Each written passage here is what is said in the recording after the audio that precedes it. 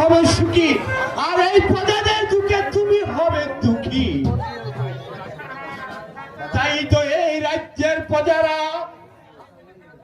সুখ শান্তিতে দিন যাপন করছে। এখন যে আমার কি আনন্দ লাগছে।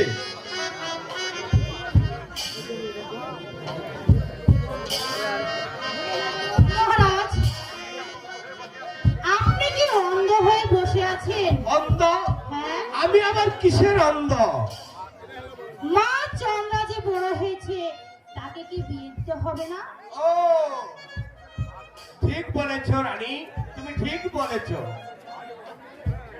আমি বহুদিন থেকেই দেখছি মা আমার কি যেন ভাবছে রানী। আমার অনেক দিনের আশা মা চন্দ্রাকে আমি ধুমধাম করে বিয়ে দেব। তাই তো আমি সিদ্ধান্ত নিয়েছি আমি একটি স্বয়ংবর সভার আয়োজন করব। হ্যাঁ মহারাজ, আপনি তাই করুন। আমার মেয়ে নিজ ইচ্ছায় বর গ্রহণ করবে। যাও, আমার মাকে জিজ্ঞাসা করো আমার মার মতামত কি। ঠিক আছে মহারাজ, আমি তাই করছি।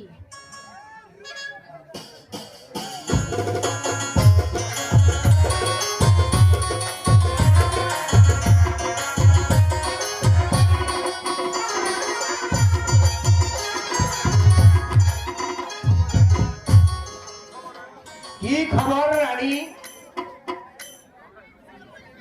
মা চন্দ্রা কি বলেছে? বলেছে স্বয়ংবর সভার আয়োজন করতে মহারাজ। ঠিক আমি জানি, আমি যেটা মনে মনে ভাবছি আমার মেয়ে সেইটাই বলেছে। এই কোথায় গেছিস?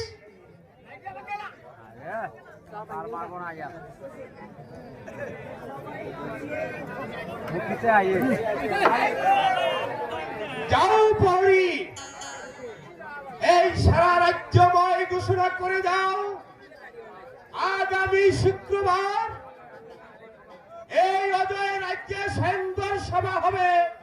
আমার মেয়ে নিজ ইচ্ছায় বর গ্রহণ করে নিবে। চলো রানী, আমি যে এখন বড়ই ক্লান্ত। তাই চলুন মহারাজ, চলো। তাই চলুন।